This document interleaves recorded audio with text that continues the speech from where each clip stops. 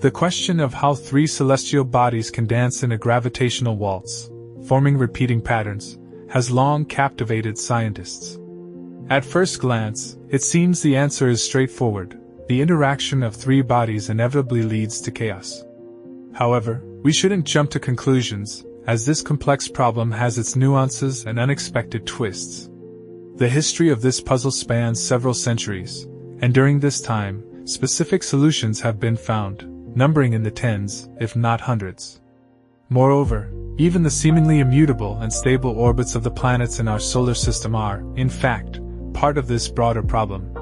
So, what exactly is the famous three-body problem? Why is the interaction of the Earth, Moon, and Sun one of the earliest examples of this complex challenge that still lacks a definitive solution? Prepare to delve into the world of celestial mechanics, where amazing discoveries and unexpected interconnections await. This story begins in the era when the great English scientist discovered the law of universal gravitation. Incidentally, some believe that the construction of the Egyptian pyramids would have been far more challenging if Isaac Newton had formulated his law back then.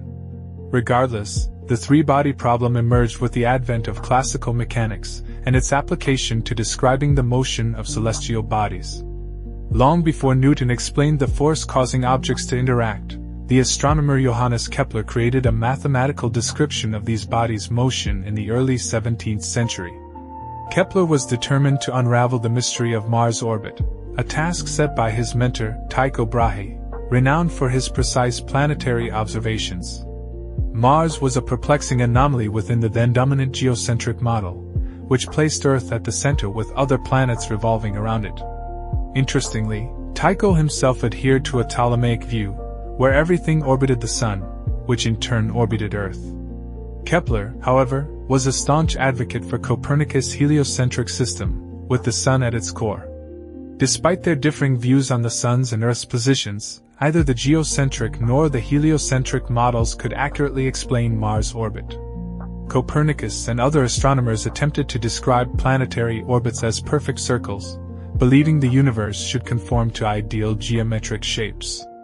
Kepler initially shared this conviction.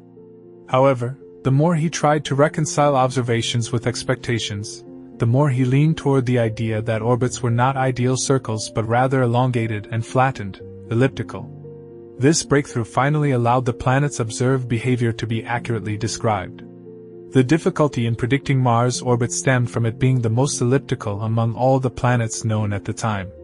Thus, in 1609, Kepler published Astronomia Nova, formulating his first two laws, and 10 years later, his third law, which established a relationship between a planet's distance from the Sun and its orbital period. Although Kepler did not know the exact force holding bodies in orbit around the Sun, his three laws proved crucial to Newton's subsequent work on the law of universal gravitation. Newton began by studying the two-body problem and found all possible orbital solutions, from which he derived Kepler's laws of motion. Even today, Newton's generalized version of Kepler's third law forms the basis for most measurements astronomers use to determine the properties of orbits and the masses of distant cosmic objects. Specifically, it allows for the determination of masses of satellites orbiting planets, stars orbiting each other, and other celestial bodies. Moreover, it aids in calculating the orbits of solar system objects.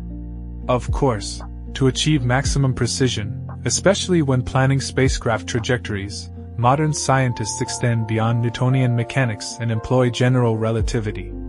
Yet, despite certain limitations, Kepler's and Newton's laws remain sufficiently accurate for many applications in the orbital mechanics of solar system objects. However, it's vital to acknowledge the limitations.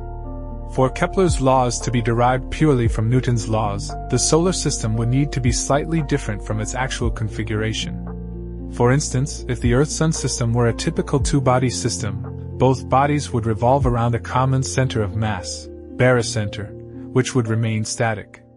In other words, for classical mechanics to precisely predict Earth's motion, the Earth-Sun barycenter would have to be perfectly stationary. But this simplified view is not exhaustive. In reality, even our star, despite its immense size and mass, undergoes certain accelerations and oscillations influenced by other planets, particularly the giant Jupiter. Jupiter's mass is so significant that the center of mass for the Sun-Jupiter system actually lies outside the solar surface. Furthermore, planets are not isolated. They exert gravitational forces on each other, causing periodic perturbations in their orbits. Consequently, the Sun's gravitational field is not the sole determinant of the trajectories of planets and other celestial bodies. Planetary orbits deviate from the ideal elliptical shapes they would assume in the absence of mutual influence. Undoubtedly, calculating the orbits of solar system bodies would be much simpler if their motion were solely determined by the interaction of their individual masses and the Sun's mass. However, the universe avoids such simplicity.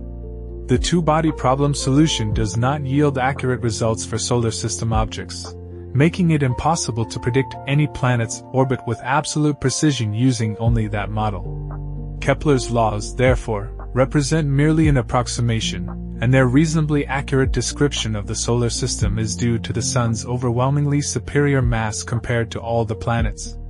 For accurate orbit prediction, perturbations must be accounted for. This is precisely what astronomers did when attempting to explain the anomalous motions of Mercury and Uranus.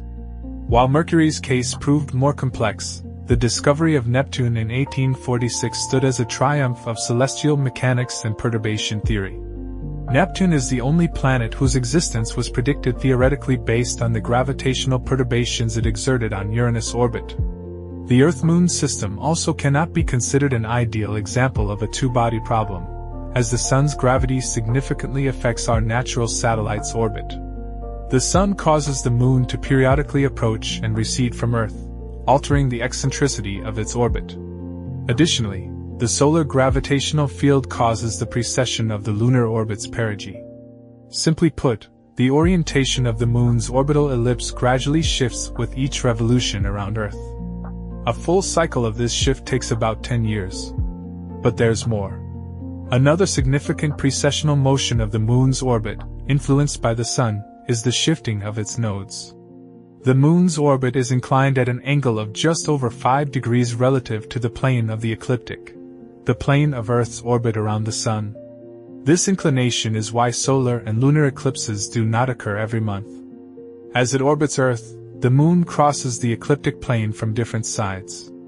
The points where the Moon's orbit intersects the ecliptic plane are called lunar nodes.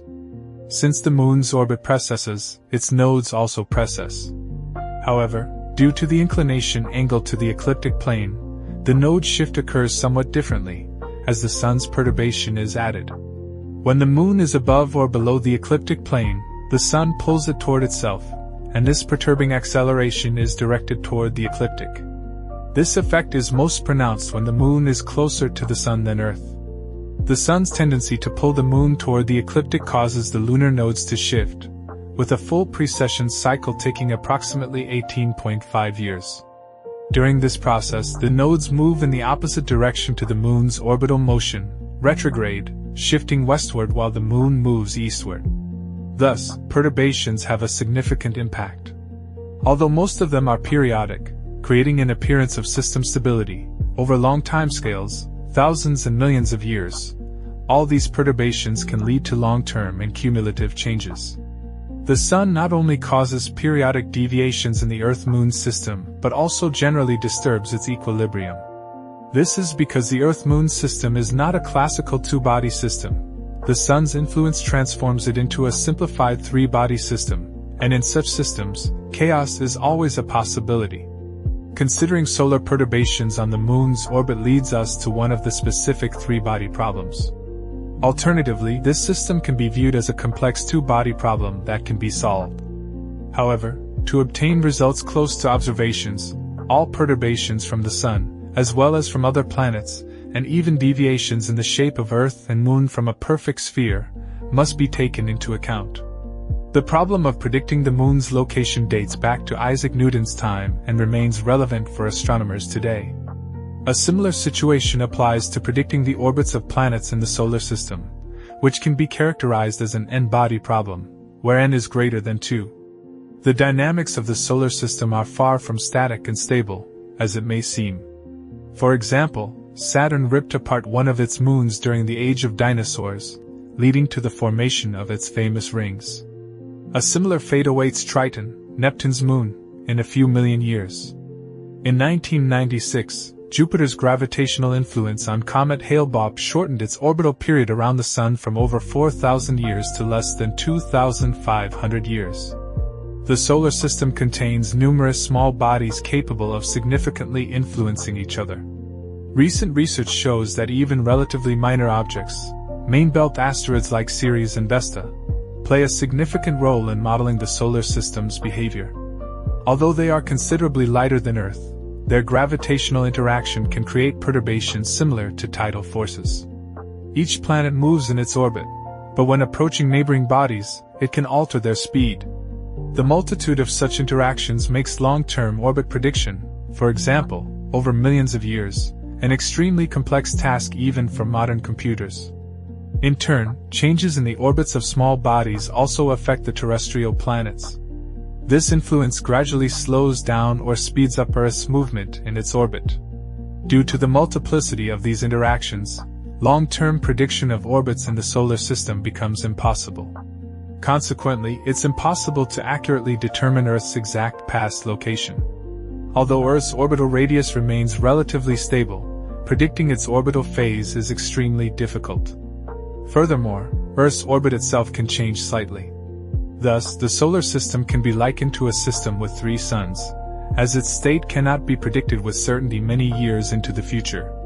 However, for periods on the order of hundreds of thousands of years, modern computer models are capable of providing sufficiently accurate predictions. From the perspective of mathematical chaos theory, the motion of celestial bodies in the solar system is indeed chaotic. However, this planetary chaos manifests itself over very long timescales. In the distant future, Venus's orbital position may differ significantly from current predictions. Billions of years from now, some planets may even cross each other's orbits, potentially leading to collisions. It is important to note that these phenomena are not caused by random perturbations but by the complex interaction of 3 or more bodies within the system. The classical three-body problem considers a situation where 3 interacting objects have comparable masses and exert significant influence on each other. In such a case, the movement of the bodies becomes extremely unpredictable. This implies the absence of a general solution to the problem. It is impossible to derive a single equation that allows precisely calculating the positions of all bodies at any given moment. The initial positions of the bodies do not repeat, which renders the three-body problem unsolvable in its general form. However, this does not mean that each specific case cannot be considered individually, and its future orbit calculated. By knowing the precise position, masses, and velocities of each body, approximate positions of these bodies at a certain moment can be generated using powerful supercomputers. The required accuracy will depend on computational power and available time. Consider a hypothetical system, similar to one described in a science fiction novel, where a planet was captured by the gravity of 3 stars. If intelligent life originated and developed in such a system, its representatives would have had to solve the three-body problem and predict the movement of bodies for at least hundreds of thousands of years into the future to avoid unexpected events. The absence of such a prediction in the book seems unrealistic. For solving a specific problem, such as predicting the moon's trajectory, the necessary accuracy, commensurate with available computational resources, can indeed be achieved. This aspect is particularly important when planning spacecraft missions. Modern scientific advancements in algorithms allow for highly accurate modeling of the dynamics of systems involving tens or even hundreds of thousands of particles, a technique applied in galaxy modeling.